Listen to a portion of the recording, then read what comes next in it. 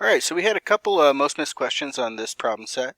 In this problem set, the last handful of questions were from parametric equations, which is not being assessed on the AP exam, so I did not include those in the score on this one.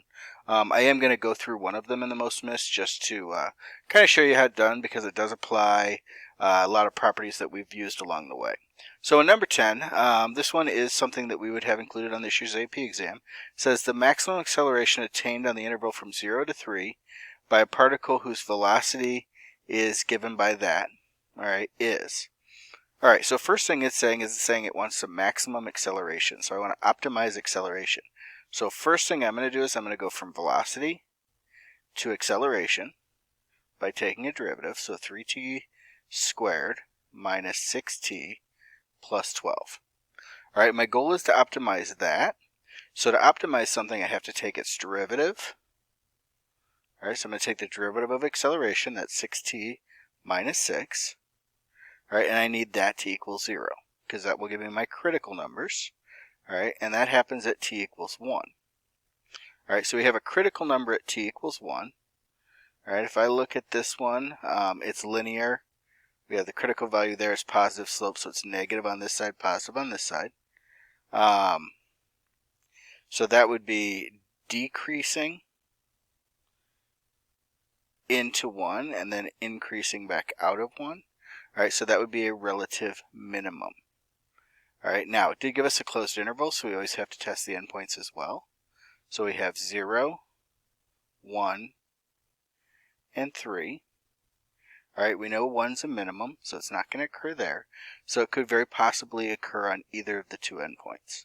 All right, so if I plug 0 into my acceleration, all right, I'm going to get 12. All right, if I plug 3 in, I'm going to get, let's see, we get 3 squared is 9 times 3 is 27, minus 3 times 6, which is 18, plus 12. All right, 27 minus 18 is 9. 9 plus 12 gives me 21. All right, so I get a 21 there. So that would tell me that the maximum acceleration occurs at time 3, and it's 21. All right. So our correct answer here would be D, 21. All right, I hope that helps with number 10. So again, that one's a little tricky for two reasons. One, it's asking you to optimize acceleration. So you have to get to acceleration before you start following our script. All right, which is take the derivative, set it equal to 0, sign test, test the critical points and the endpoints. All right, and it's also tricky because it is at one of the endpoints where we get a solution. The other thing we have to watch out for, which they didn't give an answer as a distractor here, but it would be easy to accidentally write down like a 3 where it occurs rather than what the actual acceleration is. All right, the next most commonly missed one was 14. All right, another no calculator problem. It says a particle moves along the x-axis so that its acceleration at any time t is a of t equals 2t minus 7. If the initial velocity of the particle is 6, at what time t during the interval from 0 to 4 is the particle furthest right? All right, so this one is asking furthest right. So we've got acceleration, a of t equals 2t minus 7. So v of t equals t squared minus 7t plus c. All right, they explicitly told us that the initial velocity of the particle is 6. All right, so when I plug 0 in for the times, I get 6 for the velocity.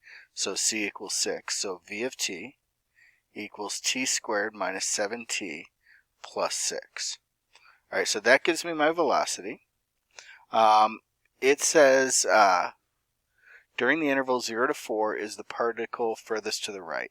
So when does that happen? At what time? All right, so first thing I'm going to do is I'm going to take a look at my velocities. All right, and I'm going to find out when velocity is 0. So I'm going to factor this. We get a t minus 6 and a t minus 1. So velocity is going to equal 0 at 1 and at 6.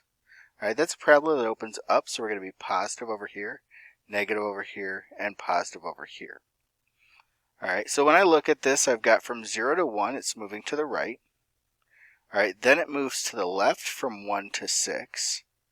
All right, and then it moves to the right after that, but we're only concerned with 0 to 4.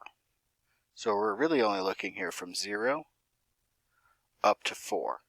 So this moves to the right from time 0 up to 1, and then from time 1 to 4 it moves back to the left. So it's going to be furthest to the right at time 1, all right, which is B. All right, so it's furthest to the right at time 1. And again, the thought process there again, we went from acceleration back to velocity. Then we wanted to check the signs of velocity, because when velocity is positive, it's moving to the right. When it's negative, it's moving to the left. All right, this object starts at some point. It initially moves to the right. Then it switches and moves back to the left. Regardless of the distance of those moves, all right, we're clearly furthest to the right when we're at that point where it turns around, which is at t equals 1.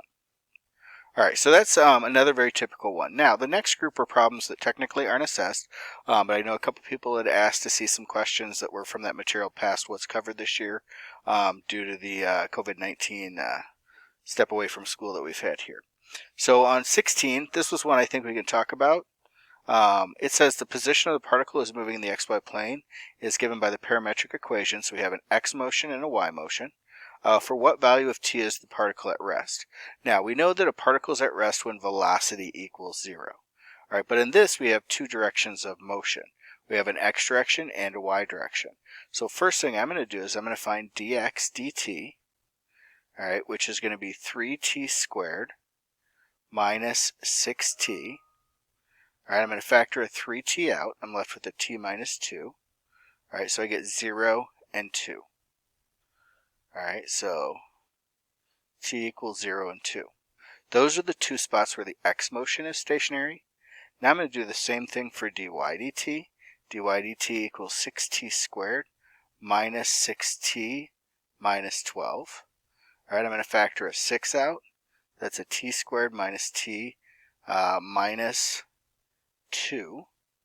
That's 6 times t minus 2, t plus 1, which is t equals 2 and t equals negative 1. All right, the only place that is stationary both in the x direction and the y direction is when t equals 2. So we'd be at 2 only, which is C. All right, I hope that answers your questions. If you've got any other questions, feel free to email. I'm happy to kind of walk through anything you need. Thanks. Bye.